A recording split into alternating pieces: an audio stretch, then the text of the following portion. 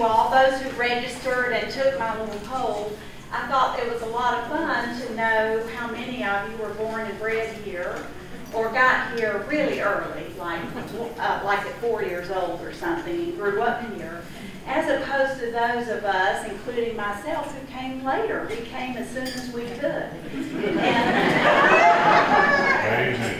And so, according to my poll that I took, that only about half of you answered, but that's okay. About 75% of you did not grow up here. So I'm just thrilled that you're this interested in the history of Williamson County. So I'm just wondering, now that you're here, how many of you did grow up in Williamson County? Great. That, I think it's going to hold true. How many did not? Let's see your hands. Yeah. I'd say the poll's just about accurate. So that's great. Well, it doesn't matter if you grew up here or not. You are in for a treat to hear our county historian, Rick Warwick, speak. Rick has been collecting these wonderful stories for years and years. I think he's got about 200 years worth of stories he's done in maybe 25 years. We're so grateful he's gotten to know so many, probably all, of the oldest families here. He's recorded the stories and saved images, and we get to come and hear about what the stories that he's collected, and it's just a thrill to have Rick here. So without any further ado, Rick, thank you.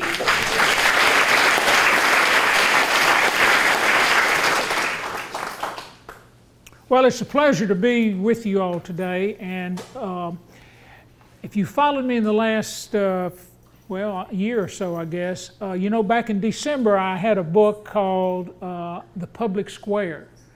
And I took all the pictures of the square that I had and put it together and kind of made really a pictorial tour of that really beautiful square. And then I did a book on rural scenes of Williamson County. I was going through all my photographs around last fall, and I was trying to group them in areas. And I noticed I had so many great photographs that had rural scenes in it. I mean, people with mules and horses and sheep and cattle and things like that. So put that book together, and then I decided that I had given a program, a PowerPoint, back in 2014 on a walk down West Main Street. So I went back and revisited that and added photographs and kind of enlarged the whole thing. So we're going to start today at 5 Points. I hope everyone here knows where 5 Points is. It's right at kind of where all the streets come together, but the old elementary school, of course, was a major figure there for many years, and today the county archives is in that spot. And then, of course, you've got CC's right there on the corner, which at one time was the old telephone office, and waterbed at one time. Can you believe that in Franklin?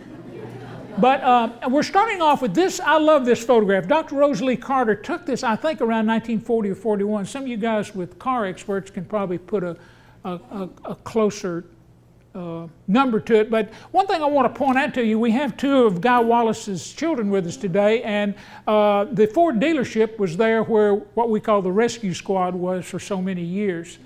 And it's good to have Deb and Guy with us today.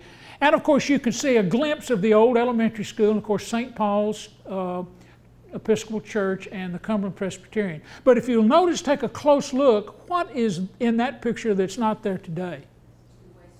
A two-way street, yes, and we're going to get in, I think it was 1956 is when we were not allowed to come down West Main Street after 7th Avenue. Okay, let's begin the tour. First of all, this area that we're going to be working on today is part of Hinchyville. Hinchyville was organized and subdivided in 1819. It's one of our oldest subdivisions. Just a few months later, John Bell and his father Samuel developed Belltown, which is from the post office all the way up Columbia Avenue to Folk Street, back over to Cummins Street in Evans. So those are two subdivisions that are pretty much the same period, but if you'll notice where West Main Street is more of an elite residents.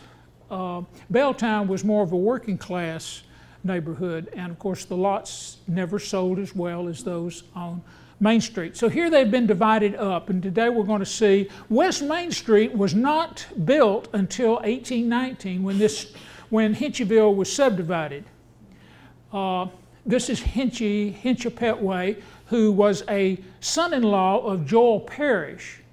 And Joel Parrish was a brother-in-law of Abram Murray, who was the founder of town, and his property was over from Hard Bargain all the way down to about 3rd Avenue, where the old cemetery is, all that bottom land around up to where about Natchez Street is today.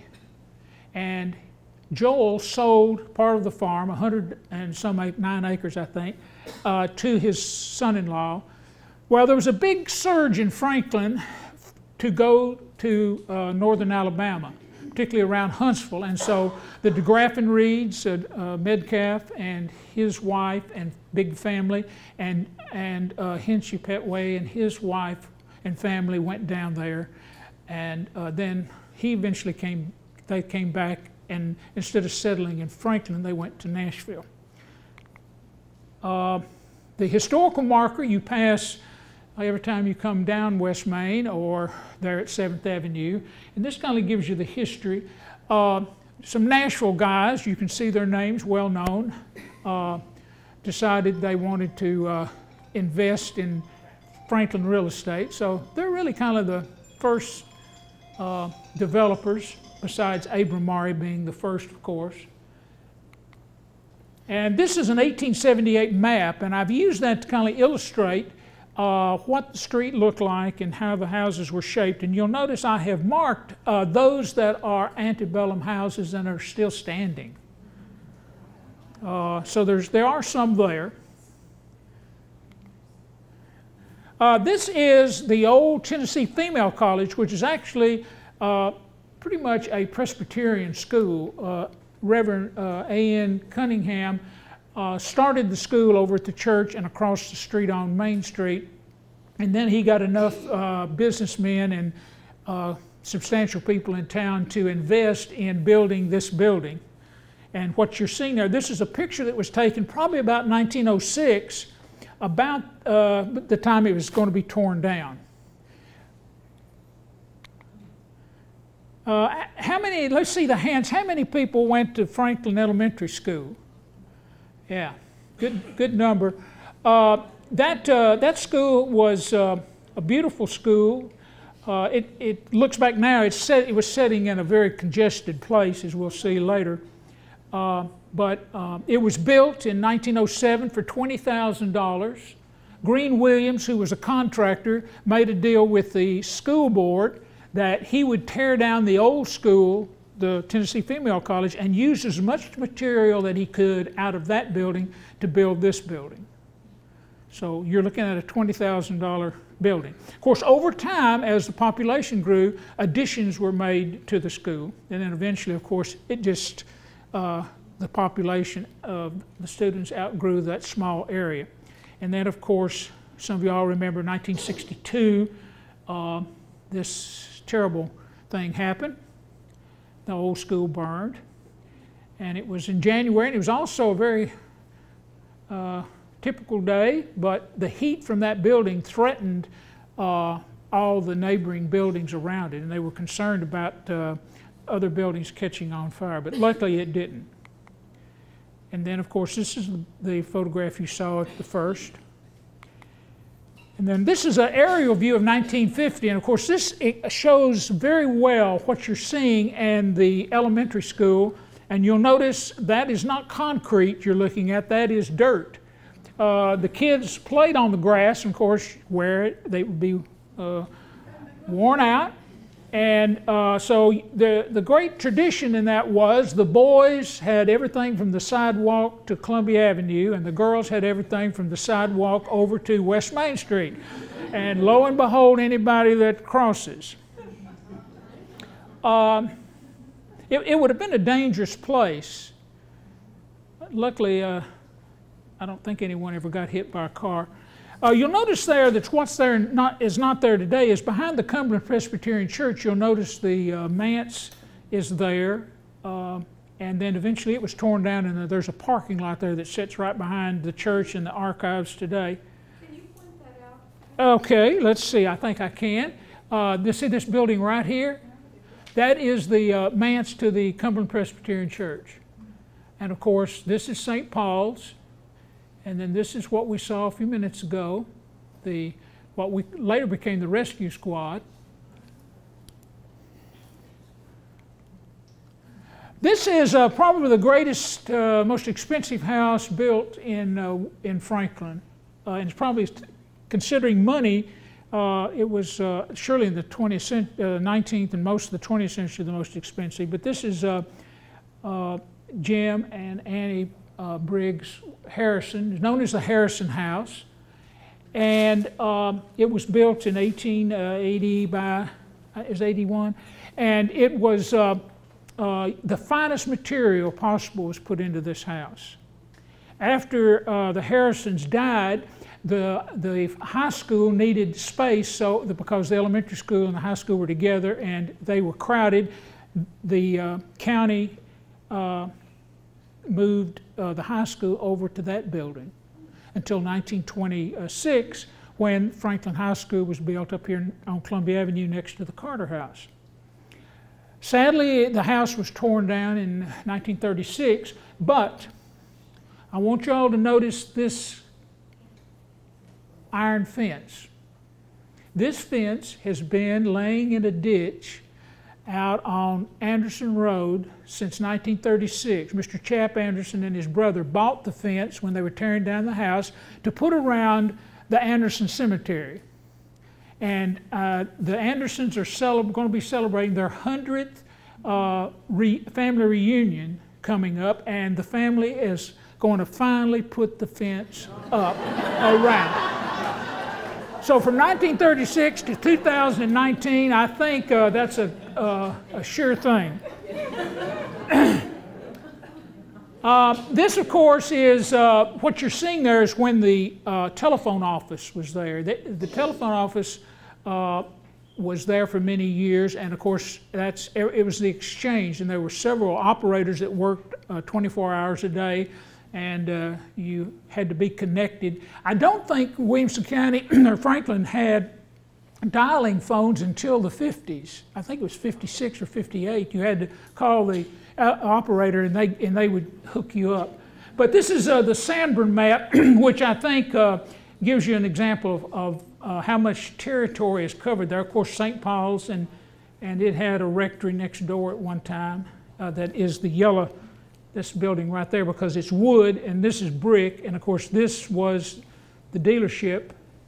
It goes all the way back here. And of course, this was the telephone office. The St. Paul's was very smart. They had a vacant lot back there, and so they made a deal with the city. We'll build you a newer building, and you can rent it from us. And then about 1978 or 79, St. Paul's decided to build Edie Hall, so we tore down the telephone building and built the present Edie Hall that's there today. These are some of the businesses that were there in that block between 5 Points and St. Paul's. And of course, we've talked about the Ford dealership, Pat Fagan's Cafe, and J.W. Jewell's Market was right in there next to the telephone company. And of course, over time, Dr. Thompson, a dentist, and Dr. Robert Sullivan shared an office. Jim Eddy had a pool hall I think after Pat had moved out. So it was a good location, and this is the way it looks today. You can't imagine what a hard time it is to try to take a picture at that corner before cars start parking there. I came about every morning. I'd come at 15 till 7, and ended up, I think at 6:30 one morning, I came down, and lo and behold, there were already cars parked there. So people in Franklin need a place to park, and they find it. This is Bill Powell. We need to give him recognition here. He has taken that ugly building that had a poor face to it, and he really did a good number on both his, he owns this this building right here. He redid that, those two offices, and then he's taken the old rescue squad building and done a rather handsome building. St. Paul's. St. Paul's is the only antebellum church building in Franklin. The church was organized in 1827 and 1831. They built this building. Of course, it was a two-story. The walls were much higher. Supposedly, it had slave galleries above it. After the war, it was damaged during the war due to mistreatment of the soldiers that bivouacked there. And in 1871, I think they took the walls down and made it a one-story building. Of course, this is a picture I got to take before a car parked there.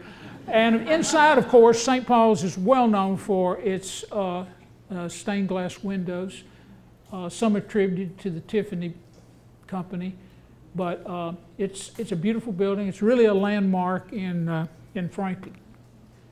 Again, we're going back to borrow the Sandburg maps to give you some idea of it's a footprint of what is there. Starting with the school courses here, and then coming down, we'll get to these photographs. Across the street from St. Paul's was the home of Joseph L. Park, and he was one of the bankers in town. And this house was torn down by Mrs. Gordon. She lived at Miles Manor, and she wanted to come to town, so she sold Miles Manor, bought this house, and tore it down and built this house, which in the 30s and 40s, and this was the Bethune Funeral Home. Julian Bibb's office was there till he retired recently. But this is the way it looks today. This is kind of a yellow brick, which is not my favorite covering for a house. But and that's as a painting by Mademoiselle Lundgren of Louise Cochran Perkins Gordon. She married Robert Gordon and enjoyed his money after his death. This is the Crockett House, and this is next door to what one of the fire stations used to be. And this is the home of, many of y'all may remember, Mary James Montgomery. She was a Crockett, and her parents built this house. Mr. Hugh Crockett was considered one of the best lawyers in Franklin. I asked Tyler Berry before he died, I said, if you were going to rank the lawyers in your lifetime, who would be the one outstanding? And he says, oh, by far, Hugh Crockett. You can notice today this house is being enlarged. It is outside the historic district, so you can do things like that. I put this photograph because some people probably drive down West Main Street and never notice the three stone mounting blocks. And this one is at West Main and 7th Avenue. The other two are up at 10th Avenue and West Main, and we'll see those in just a minute. Robin Hood has one at his house, but his came from Kentucky. This, I think, was original when the subdivision was built. Okay, this is at many of y'all may remember Corinne Carter Ward. These are the ladies that lived there for many, many years. And the house is really probably one of the earliest in Hinchyville, and you'll notice this right here was a brick house. That was the brick kitchen to the Peter Williams house. And Peter Williams house was built about 1819. And there's a good lawsuit that documents that building because he becomes bankrupt and they auction off the house and they describe it. But I think the only thing that survives today is that the old kitchen. Jonathan Peppers and his wife live there today. Now, coming down the street, we're going to be on the west side of the street until we get past 11th Avenue, and then we're coming back on the other side. These two houses are important. Mrs. McCall, who owned that whole block at one time, and she started selling them off. And Mr. Green built one house, and I forget who, if I say the other. Oh, yeah. yeah, Joe Gray. Some of y'all may remember maybe have gone to school to Miss Jessie Gray, but she lived in that house at one time. The next house, Bill Derryberry, bless his heart, is living there today, and he was bragging one day about his house being a Civil War house. Well, I got to checking the deeds, and it's not a Civil War house. But it is an early house. John B. McEwen bought that lot from Miss McCall, and he built this house for his adopted son, Dr. Judge White, and he sold it to his wife and put it in her name. And then it was known as the Crouch Place for many, many years, and then Bill Derryberry's been there for a good while. But it sits up high off because there's a creek that runs right beside there, and of course in high water there's trouble. That's why that rock basement is so tall. Across the street now, this is the West End Seminary, and Dr. Rosalie Carter and Sarah English, I know, are two women that went to school there. It was Dr. Clark's house for many, many years, and it's an early house. You can tell it's a hall and parlor house, probably about 1830, because you notice the windows look very similar to those at the Carter House and at Carnton and Clouston Hall. So I got a feeling it was built by the same builder. There's a good story here, I think. This house right here was built on the same lot as the West End Seminary. It's out of place, and thank goodness Bill Powell bought the house and turned it into this for his son. Now, you're driving down there and you look at that building and you say, oh, that's been there for ages. Well, it hadn't. Bill just has good taste, and Will is enjoying his fruits. In between that house and the one on the corner is the old Amos House. Jonas Amos came here in 1930 and built this house. Some of y'all remember his daughter was Miss Porter Kennard out at Willow Plunge. But he had Pete and Rebecca Amos were living there when I came to town. And it's a nice house. Mary Lou and Pless lived there. And today, Johnny, her son and daughter-in-law live there.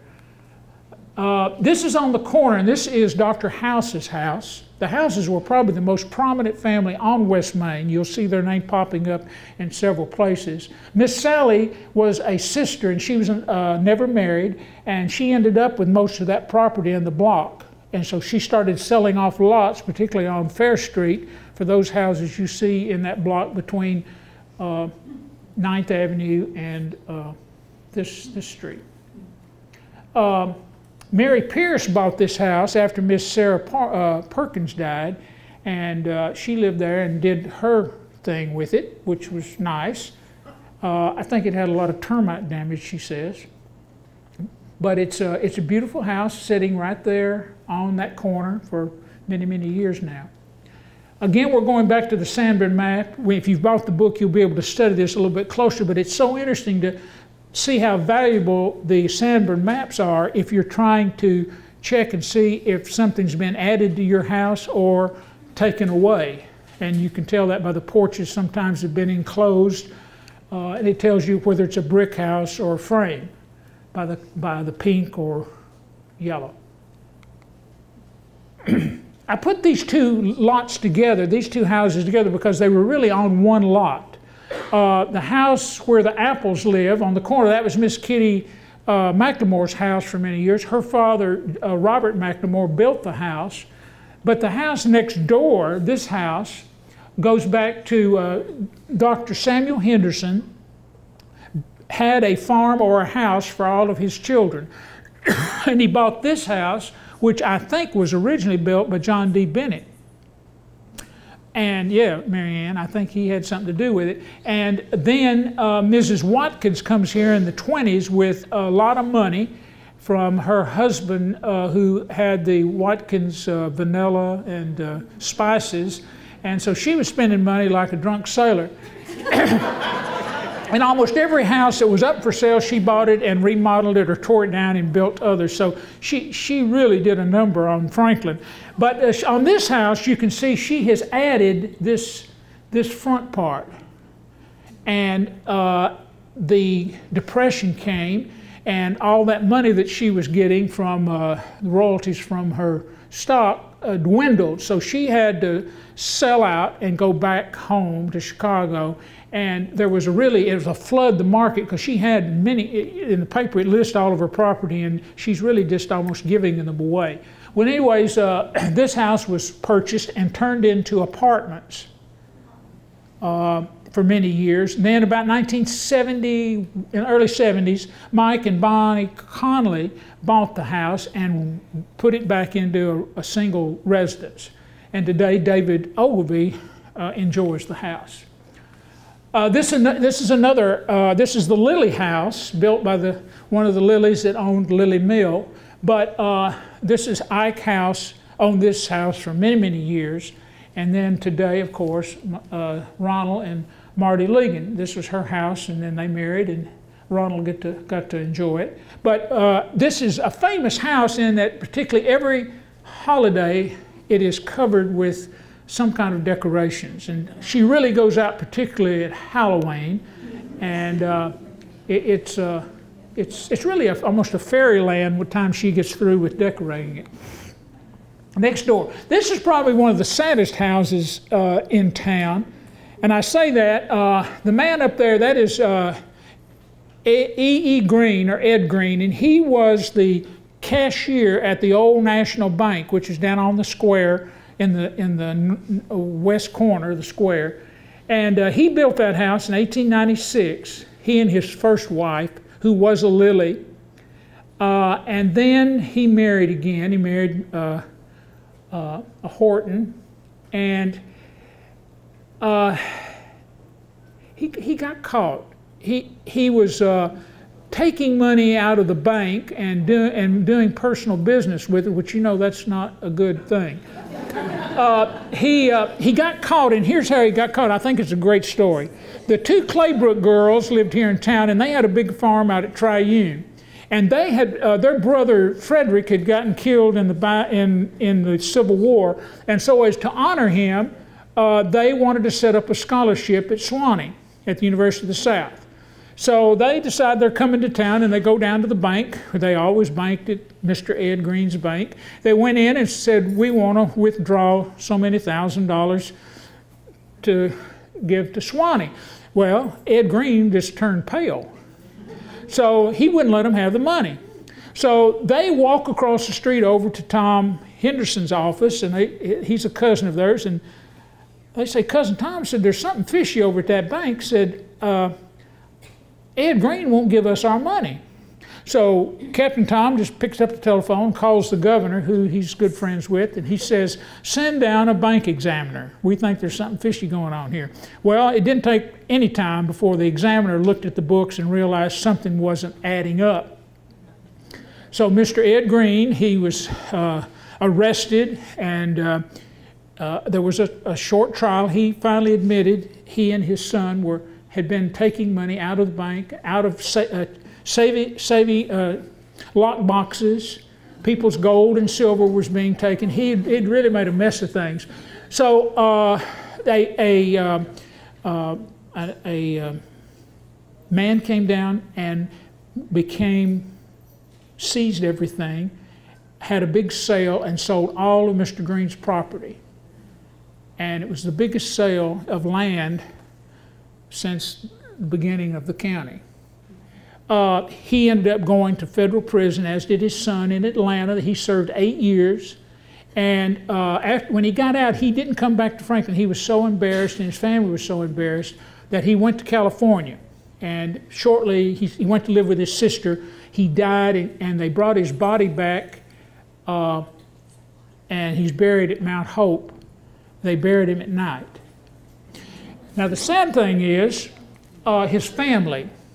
And this is he and his wife, and these are his two children. Now, many of y'all remember Lucy Buford and Marion.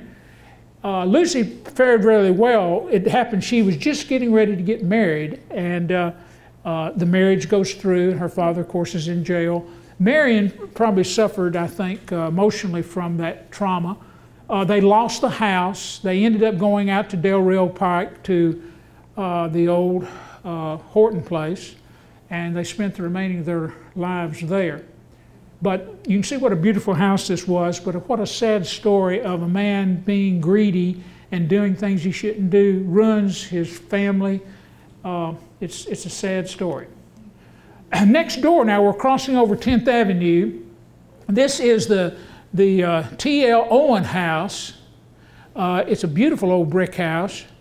And Miss Jane Owen marries Dick Owen, and Dick up and dies on her.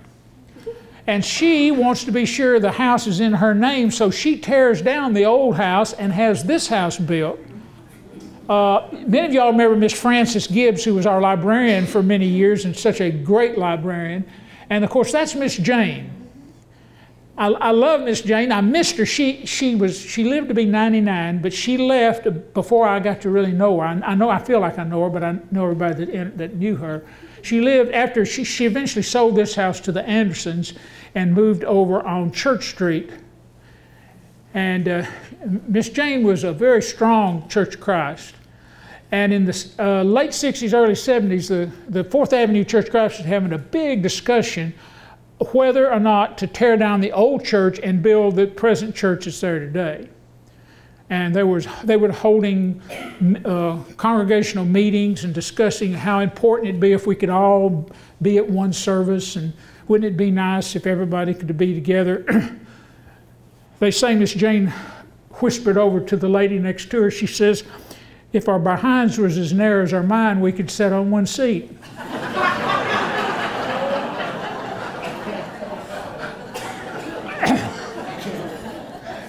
Next door, there was another Owen House, and Dr. Toon Nolan, that's he and his wife Margaret Herbert, and they lived there for about a year, and then they decided they wanted a new house, so they tore down another old brick house and built this home, which is delightful. And Dr. Nolan died rather early. I mean, he died in the late 40s, I think, but Miss Herbert Nolan lived until on up into the 80s, I think. This is one of my favorite pictures because this is Sarah Nolan marries Bill McGavick. And if you read the names across there, if you can, this is really Franklin's elite.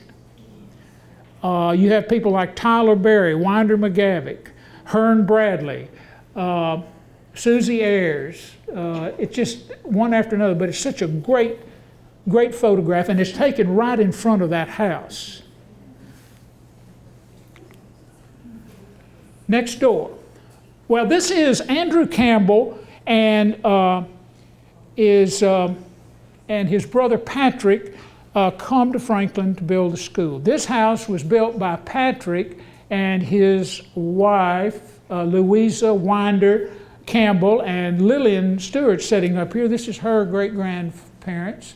And they built this house, but I'm pretty sure it's not built as early as everyone says. I've checked the tax records and the land records, and this house was not built before the Civil War. The Britons lived there for many, many years. Harriet lives there today. Next door, this is the Cook place, and it was a vacant lot between the Britton house and the old Campbell School, and they had an auction and sold it, and Mr.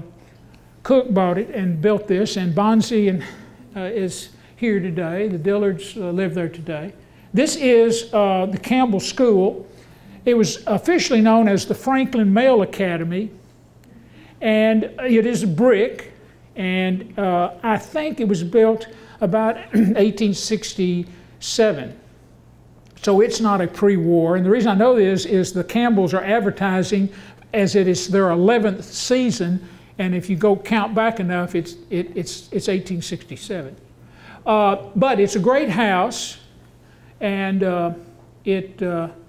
when they were building the elementary school down at 5 Points, Miss Camille Dozier was a young girl then, and she said they went. Some of the kids went to this house for school, and then where Jim Crutchfield lives over on Fair Street, the other classes went to that house. So those are the two substitutes instead of Franklin Elementary. Again, here's the Sandburg Map that you can study at your leisure. Now we're starting down into some houses that are built about the same time. This is James King, who was probably one of the most successful businessmen in town. He had the automobile dealership on in the old Arlington Hotel, which would be where the First Tennessee Bank is being remodeled today. And of course, his wife, Hattie, she was a Bethurem. She was Billy Bethure's sister. And this is the house they lived in. And then next door we have, I've got Frank Craig's picture there. He's not given enough credit, I don't think. He was a major builder from about 1910 on up until 1937. His last building was the Franklin Theater. He built that it opened in July, and he died like I think the next month, August or September. But he built a good house. He's right up there with Farnsworth as far as quality, I think. But Mary James Montgomery and Bill lived here for many years. And then, of course, Patty and Robert Kriebel, they live there. And today we have a new family that has moved in probably in the last 6 months.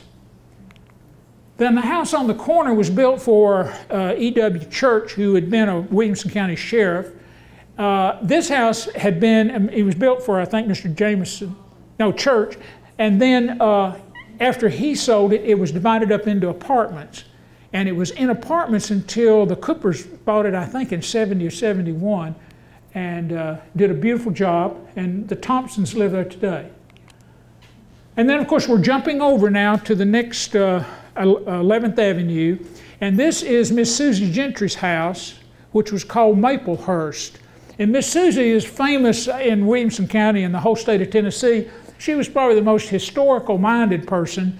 If there wasn't an organization about a certain historic thing, she created one. And this was her father, who was Dr. Dr. Gentry, and they lived in this house. They came here right after the Civil War. And sadly, Thomas McCall sold this house 1965 to Harry and Smith, and they tore this house down and built the Colony House that you have today. Next door, now this is another example. There was a vacant lot between the Colony House and the next little rock house. What was that lady that lived there? Well, anyways, Barry Harrison had a chance to get the house, the old Carruthers House, out on Curd Lane, which is behind where the hospital is today. And if you remember, it's set right, the interstate just did miss it. And he was able to, they wanted to tear it down, and he was able to move it and put it on this vacant lot. And today it looks like it fits right in. If you look across the street, you'll see Robin Hood's house, and you'd think they were contemporaries, even though this is a house that was built after the Civil War. Thomas Jefferson Carruthers this was Miss Eulalie Jefferson's grandfather, and Jeff Bethurem has the painting today. On up a little bit, at Pettway, I just had to put this in-house because it was such amazing. Everything from past Miss Susie's all the way out to about where Eastview Circle is today, over to Boyd Mill Pike, that was the Pettway farm. And this was a house that was built in the 1850s, and the columns were 24 feet tall. And in 1948, I believe, it caught on fire, but they were able to, when it was burning, the columns fell out away from the house. And so Ollie Lund from out of Hillsboro got them and took them to Hillsboro and put a front porch on his little house. And yes, today it is still there. Yeoman's book sellers were there. But this house was a real loss to this area. Today, that area is known as Lyndhurst, and it was kind of a working class neighborhood that was, where the Pettway farm was divided up into lots, and many of the workers were able to buy a small lot and build a house and have enough ground for a garden. Now we're coming back. This is on the other side of the street now, and this is the old Cortez Isaac house. And today, Tom Fox and his wife are retiring. He was with Third National Bank for many years, and he's coming back to Franklin, and so they bought this house from Robin Hood. But in the deeds, I was trying to find out when this house was built. And Mr. A.C. Vaughn buys the whole farm in 1899, but in 1907 he sells this house and he refers to it as the tenant house. So it's apparent it predates 1907. And then of course this is Robin Hood's house, but it's really Robert White. It has a nickname of being called the White House. And you see this photograph is A.C. Vaughn's family standing out there, and then this is a modern day photograph that I took recently, and you'll see Robin has a, see right there, he has his stepping stone or block. Great history there. Robert White was one of those, the Whites were an early family here. They were in-laws to Abram Maury, so they were able to get some land. Chapman White was down on Boyd Mill Pike and about where 96, all that land in there, and then the DeGraff and Reed farm was next, and they were all brother-in-laws to Abram Maury. Franklin was a family affair when it first started. Okay, now we're jumping over 11th Avenue and we're coming back this way, and of course this is the old Scruggs Place, and of course the last ones to live there were the Poes. It's being remodeled now, and it'll be I think a nice house once again. This is the House. And William House and Ophelia Wood's house. Now I want you to look at Ophelia. Think of Jody Bowman in drag, because that is his great-great-grandmother, and they look so much alike. This is Miss Bowman's great-grandmother. And anyways, the connection here is Minnie Pearl, or Ophelia Cannon, Sarah Cannon, mother was born in this house and had lived in a couple houses down, and then the family moved to Centerville, and so that's why Ophelia wasn't born in Franklin, but her mother was. Okay, now we're here. This is the Lilly House, and Karen Ray and John live here today. It's a rather pleasing house. She wanted to put up a historical house marker, and so I did the research, and I thought it was Dr. Hunter's house, Dr. George Hunter.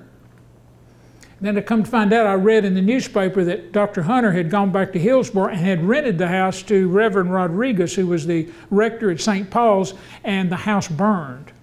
So he sold the lot and somebody else built the house. But anyways, Miss Lilly was just a well-known, she acted, she was taught elocution, she just was such a marvelous person. She taught at BGA for many, many years. But Martha Lilly gave me these two photographs, are a class that Miss Pryor Lilly gave of Midsummer Night's Dream, which is very appropriate because just in a couple weeks we're going to have Midsummer Night's Dream out here in the back. But you can see how elaborate this play was, and it's hard to imagine those little children. I think they probably more enjoyed dressing up than they did the acting.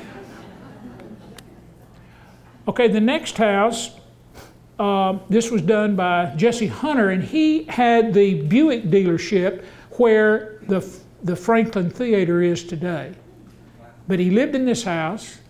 Several people in time have lived there. You can see Billy Henry was here for many years, and Ben Haley, I think, was there. And then, of course, next door everyone knew Ed Warren and Marion Warren. Ed ran the funeral home right across the driveway, and of course Marion could walk down to the elementary school. But this house was built by Armstead, and then it was a Hunter. Went on down to Warren, I think, got it in the early 50s. And of course, this is the old funeral home, but before that it was the N.B. Dozier House. I think it was built in 1903 on the lot that had been the Harpeth Male Academy before the Civil War. Right before the Civil War, the Harpeth Academy had been out on Del Rail Pike. Then in the 1850s, 40s, it came to West Main. And then right before the war, I think in '59, they moved over to Mount Hope, where the cemetery is today. And then when the war came, the Federals came and tore down the building and used the brick at the fort, Granger. So this lot was vacant. And Mr. Dozier bought it in 1903 and built this rather elaborate house.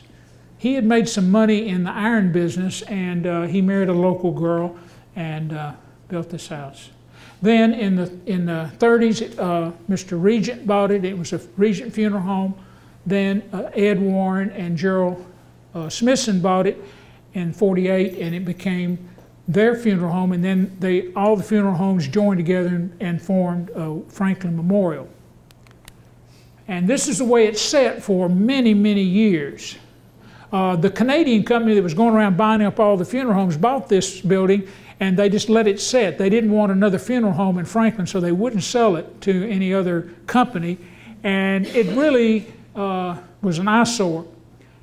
And then they started construction on it, and they were fortunate enough that curved porch was still there. They had just built a wall around it. So they were able to put it back like it was. And a few years ago, well, about 3 years ago now, this house sold for $2.5 million. And it's going to be for sale again. Next door now, this is like, think of Colonel Hensley Williams' lot. And this was the Turley House. Now this is another sad house. This is a beautiful house. It's the only one I can think of in Franklin that was built with this elaborate structure. The turret is really nice. Theo Turley married Genevieve Marshall, and they built the dream home. Then he got involved in the Franklin Syrup and Sugar Company in the 1880s. And 1884 and 1885, it was a disaster. People that had invested their hard-earned money in this thing lost everything, and sometimes it even cost them more. But he ended up losing the house. He had to go to Nashville and work as a clerk the rest of his life. But this house was purchased by, around the turn of the century, by Judge W.W. Fall. And this is W. Fall here. And about 1926, that house, the roof caught on fire. And so Judge Fall did a whole number on it. He bricked it, he took down the turret, but you can still see some of the detail when Hensley Williams lived there. He let me go upstairs into the attic to get a sugar chest one Saturday morning, and you could still see the rafters and all were scorched. The fire had not taken all, had burned through the roof. And so today, after Hensley Williams had several owners, but today Andy and Jan Marshall of Puckett's Restaurants lives here, and they've done a beautiful job. They put the new fence up. They've done beautiful landscaping, and it's really a treasure for that mid part of West Main Street.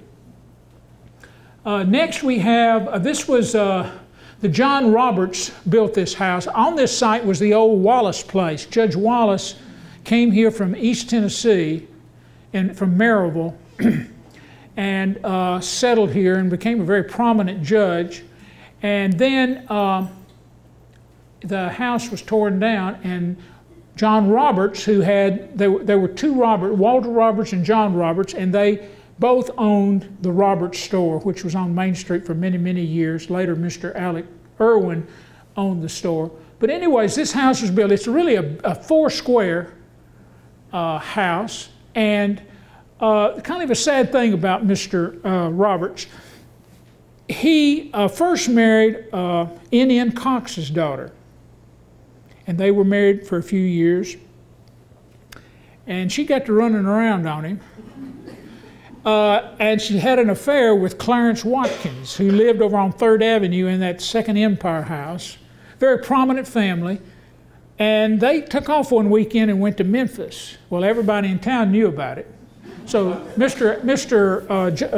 Roberts was very embarrassed, so he took all of his belongings out of the house and moved into the hotel, which was where the Franklin Theater is today.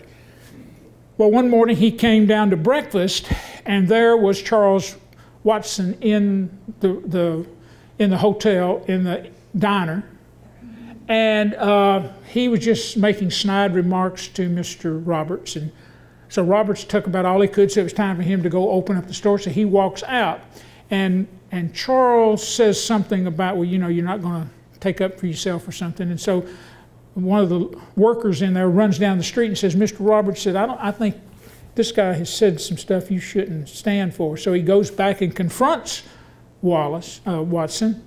Well, Watson makes a mistake of pulling out a gun. And John Roberts takes the gun away from him and shoots him. And Miss Bavard says she remembers as a little girl, they took a door down and they put Charles Watson on the door and they carried him through the alley over to 3rd Avenue to his house where he died. And charges were not brought against John Roberts. Everyone thought the old guy deserved what he got. Well, later this became, after Roberts, this became the Jesse Short home. And then, of course, Mr. Jack Whitfield, which if you've been around town any time, everybody knew Jack Whitfield. And then, of course, next door, this is an interesting story. This is a Wallace. This is Judge Wallace's daughter, Eliza. She was a Wallace and she married a Wallace. And her husband took her up to Washington, D.C. And while she was there, she tells the story of, she writes in the Review Appeal later describing this scene, which is rather, for us historic-minded people, it's important, I think. I'll tell it to you. She says she was in the cemetery just going through the beautiful monuments, and she came and there was a little old lady sitting on a bench, and so she went over and carried on a conversation and introduced herself. It turned out the lady was Peggy O'Neill Eaton, who had married Senator John Eaton from Franklin, Tennessee, who lived where the Catholic Church is on East Main Street. And she tells about living here in Franklin and who her friends were and who were not her friends. She especially remembers Sarah McGavick out at Carnton and having happy times out there. But she had really a sad life at the end. After John Eaton died, she married her granddaughter's boyfriend, and he went through all of her money, and she was kind of destitute. And then she dies shortly after, I think, Eliza has this meeting with her. Well, anyways, Eliza comes back to Franklin and builds this house. And it's a beautiful house. Then if you went to Franklin Elementary School from 1919 to 1946, I believe, you probably had Mr. Horn. It's Hahn, but everybody said Horn. H-A-U-N. He was from East Tennessee, and he came here right in 1910. He was the first principal of the high school and the elementary school. This was his house for many, many years. After his death, I think the Mintons lived here for a while. But again, it's a very attractive house. Now we're looking at Boxmeer. Again, this is a very historic house on West Main Street. And when you think of West Main Street, this comes to mind. And it's an old house. The back part of the house was probably again built by John D. Bennett. But A.N. Cunningham, who was the Presbyterian minister, he hired Robert Courtney to build this house. this Greek revival part that you see. And these are some old photographs that Bertha May Gathman gave me before she died. And you can see the house has two-tone colors, so it's not just a white house. It's got some shading to it. It was famous for its boxwoods, as you can see there. And of course, it's got a beautiful fence, which it doesn't have today, of course. But what's so famous about was during the Civil War, the Figures family was living there. Bethania, she had married a Hardiman, and then she married the Figures, and one of her sons, Hardin Perkins Figures, is famous for, when he was an old man, he wrote a story about during the Battle of Franklin, he climbed up into the tree and in the yard and tried to watch the battle. But the bullets got to whizzing around so that he had to come down and go into the cellar of the house. This is the tree, and at the base of it is Miss Gathman's grandmother, who is Macon, Bostic, Johnson, Beckwith. And this is her father, W.A. Johnson, standing on the step of this house in, I think it's like 1898. But what a great history this house has. And of course, the Gathmans were there after her grandmother died, I think in '56. To 2017, the Gathmans owned the house and loved it. And today, Clay Perry and Tatum and Little Will call this home. And they've done a beautiful job of restoring the house because it did need repair. And then next door, this is another example. The Heritage Foundation has, over the years, saved many houses and many surroundings. And this is a good example. This house it was built by Hearn, Miss Missy Hearn Bradley, who was a great teacher at Franklin Elementary School for many years. Her son was Dr. Hearn Bradley, who was a great pediatrician in Nashville. They lived there, but then you'll see the Gibbons. This is Margie Gibbons, and her brother, I should have put a picture of Lloyd Gibbons. Anybody in here remember Lloyd Gibbons? Yeah, Lloyd was, every town of the size of Franklin has at least one genius in it. And Lloyd was that genius. He played the violin beautifully. He could make anything. There wasn't a lock he couldn't pick. And the story goes that the bank, they couldn't get the vault open down at the bank, so they asked Lloyd to come down, and he went down one morning. Now, Lloyd had a problem. He liked to drink. But when he was sober, he was brilliant. So they called him down there to open the bank, and he just went over and felt the tumblers and opened up the bank. And they said, well, how much is that? He said, $20. And they said, oh, Lord, we can't pay that. So he just kicked the door shut. So they begged him to open it again, and he got double his money. Now, Lloyd also I said he had a drinking problem, and he lived right there on Fifth Avenue. Eventually, after Margie died, the Fourth Avenue Church of Christ got that building.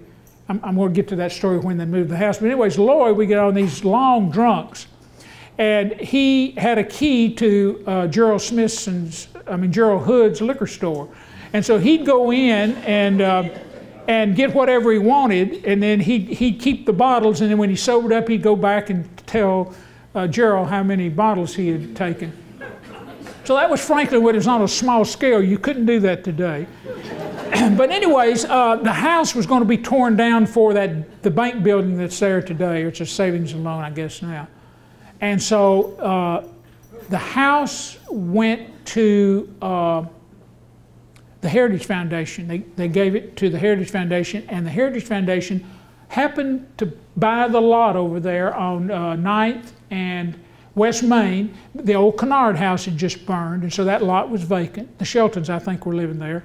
And so the Sheltons sold the lot to the Heritage Foundation. The Heritage Foundation moved the Gibbons house to that lot, and then they had workmen come in and and do a very nice job of restoring the house, and they sold it for practically what they had in it, just to get it, make a home.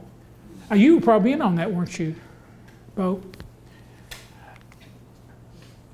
The next house. We're going to jump over now to 9th Avenue, and on this house, there's a possibility there's an older house in this house. That was the old Haynes place. If you look on that 1878 map, it's Haynes is living there. But it's still the footprint that tells me that it's not this house. I'm sure what we see there, this kind of Victorian house with the turret and all, is E.B. Campbell. And he was his mother was a McEwen, and his father was a Campbell that was a silversmith, and they lived out where Glen Echo is, at BGA. That was her house. So he came in and bought this lot and built this beautiful house. And it went through many owners. When I came to town, Mrs. Eloise O'More had purchased it and was beginning O'More School of Design. Started here in this house with just like 2 or 3 students, and then she built in the back a building that's just been torn down recently, and then she moved up to the hill at the old Winstead place, or the Jewel place. But today, Larry and Candy Westbrook and Laura live here, and it's a very charming part of Franklin. This is probably the most unique house in Franklin. When I came, Miss Virginia Babbitt was living there. She and her husband had bought that property for $10,000 just a few years before. Mary Frances Legon lives there today, but it goes back very early. It's called the Long Haynes Gordon. Dr. Gordon lived there for many years. But anyways, the unique thing of it is it's shaped in a Y shape. Its porch, it sets out, and the wing is in the back. It's brick, and it's beautifully sets on that lot. Now here's something that should not have happened, and it has just been taken away from us last week, or 2 weeks ago, I guess. But these apartments, I guess, served a purpose. There were 8 apartments, and most all of them were old retired school teachers. After they had put in all their years at the classroom, they come down and was able to live here. Bernie Butler has purchased those apartments. He's torn them down now, and he promises to put back something fitting to the area. Time will tell. Next door, this is a great picture, I think. These are 2 supposedly Sears and Roebuck houses that were built by Mrs. McKay. She was a Sidway, and the Sidways came in here from Chicago, and they were a very important family. They lived out at Miles Manor. Uh-oh, how did that happen? There we go.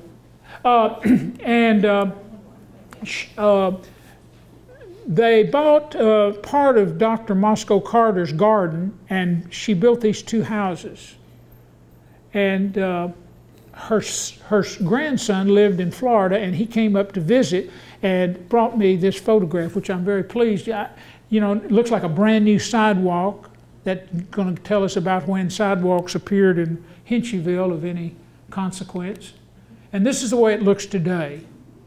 These are 2 commercial buildings now, but you pass by and you don't know that they're commercial buildings. Jay Sheridan runs a public relations out of the yellow one, and the gray one is Bob Basden has an insurance company there that you wouldn't know it, that they all park in the back, and it's a nice setting. This is Dr. Rosalie Carter's old house at 701 West Main, and this is the family. It's an early house. In the back part, there's one room back there that is a timber frame house, which leads me to believe it was probably one of those early 1819 houses. And then Mr. Horton built this, and then the Carters lived up next to the Carter house, and so they came down and bought these lots, the house and lot. And Rosalie lived there until 1990. And then she went to the nursing home. And then this is what it looked like. Her father was a great gardener, and mother too. And so this picture that you see on your left is from the book historic gardens and houses in Tennessee, 1936. And I think there were only 2 houses in Franklin, and this was a garden, that was in the book. Carnton was one, and maybe Carter House was the other, so there was 3. But anyways, this is what that looked like, and it was people would come, particularly in the spring, to see the daffodils and all the lush blooming that went on in this yard. And of course, this is the Cumberland Presbyterian Church. Rather a latecomer to downtown. Most of the Cumberland Presbyterian congregations are out in the country. The nearest one was McKay's out here on Franklin Road. And that church decided to move to town, and so most of those members moved their membership here. But this building was built by Thompson, who was the same architect that built the Ryman Auditorium. This is in a very handsome building, and its inside has a wonderful sound. The church was known as a great singing church. They used to have on Sundays, a lot of congregations in the area would come and have singings there. The bell tower, the tower that you see above this is a mystery. Everyone thought that the great tornado of 1909 took that steeple. Well, the picture that I showed you of the Tennessee Female College, the Franklin Female College Institute, that picture was taken in 1906, and you'll look back there, and the steeple is gone then. So there was another storm that came before 1906 that took down this steeple. But the congregation got together and put the steeple back a few years ago, and it is really a landmark. It's one of the first things you see coming down Franklin Road because it is so high. The Methodist Church is equally as nice. Their storm took their steeple down as well. And this is the grounds, the campus of the old elementary school, and today it is the Williamson County Archives, and it is also the Veterans Memorial, and it's rather a nice thing. I don't know if anything else ought to be going there. It seems to fit that spot very well. Originally, now remember, before West Main was built, Natchez Street ran right through the center of that lot. Because if you go over on 9th Avenue at the end of Natchez Street, if you'll look straight ahead, you can vision, if you just continued going, you'd come right out at 5 Points. But in 1819, when they opened up West Main Street, they closed the old Natchez Street, and it wasn't reopened until after the Civil War. And many of that, they started selling lots off to the ex-slaves so that they would have a place to live and also be near to cook and wash and take care of the kids. And that's the story.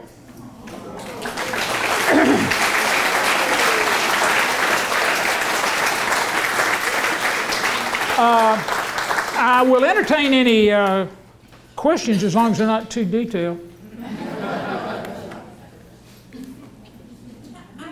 Yes, ma'am. Alexander Newton Cunningham is my great. He is, yes.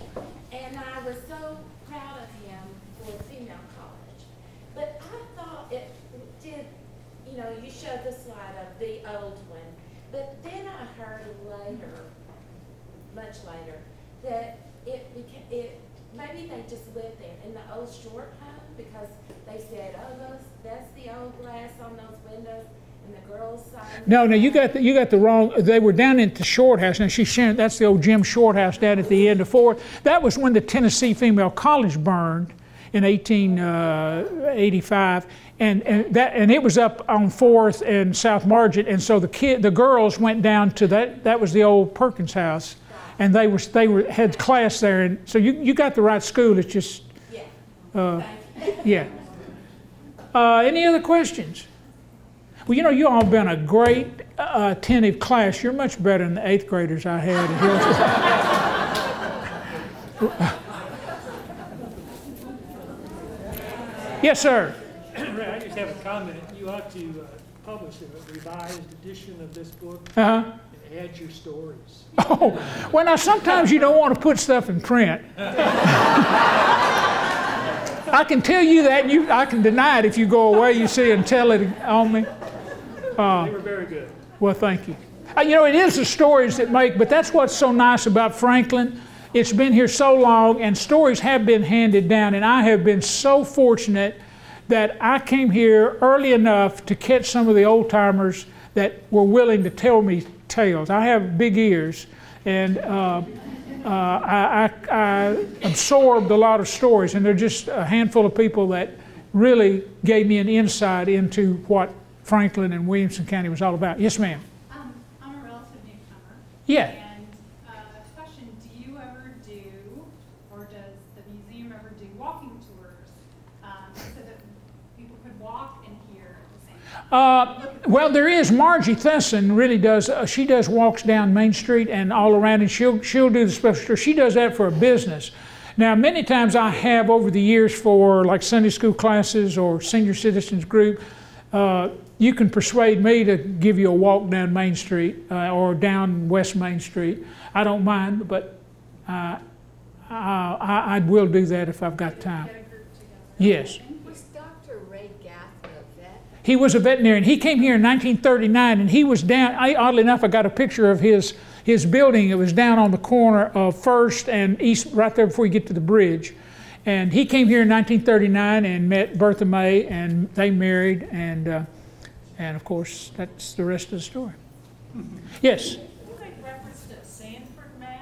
Can you? The Sandburg maps, yes, they are insurance maps. I don't think they're doing that anymore, but the early ones go back to at least like 1835, but we don't have a complete set in Franklin. I've only got fragments, but I do have a good set.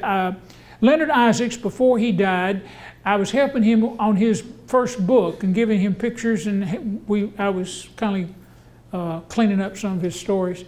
And he brought me in. He was in insurance all his life, but when he first started out, he was with Mr. Hall, who had an insurance company here, and they had the old Sanborn map. And then in 1959, they went back and took that 1928 map and pasted over it any new buildings. And so I really, you can see that I do have a full set of 1928. But if you want to come and look at them, now they also got them at the archives, and I think that you can get them online. Williamson County, Franklin, Tennessee, and then Sandburg Maps, and go through those. But if you own property downtown and you want to know what the footprint of your house was like, that's the best. So I guess you all did that when you worked on your house, didn't you? I forgot to mention there that Mary Lou and then worked on the old Short House. Did you buy that directly from Mr. Whitfield died? No, there was somebody in between? Somebody in between, but they never lived there. Oh, okay.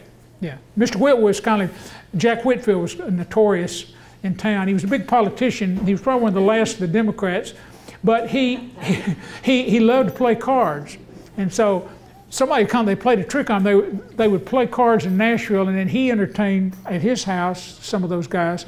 And the governor sent down some of the patrolmen one day and made a raid on his house as kind of a joke. So it's kind of see those old men carried out and put in a car. It was kind of funny. Well, I've enjoyed this. I hope to. Yes, John? You got some of your books? I do have. Looks like everyone's pretty much got one. But if you don't have one, they're $20. And this money is not my money. I have an account at the at the Heritage Foundation. And what we do is, over time, people have given us money, we put it in that account, and then when I do these printing, then that money goes right back into that account. So we can buy historical markers or help do certain things. So I don't get any of that. That's somebody else's problem. Well, thank you for coming, and we'll do this again in a few months.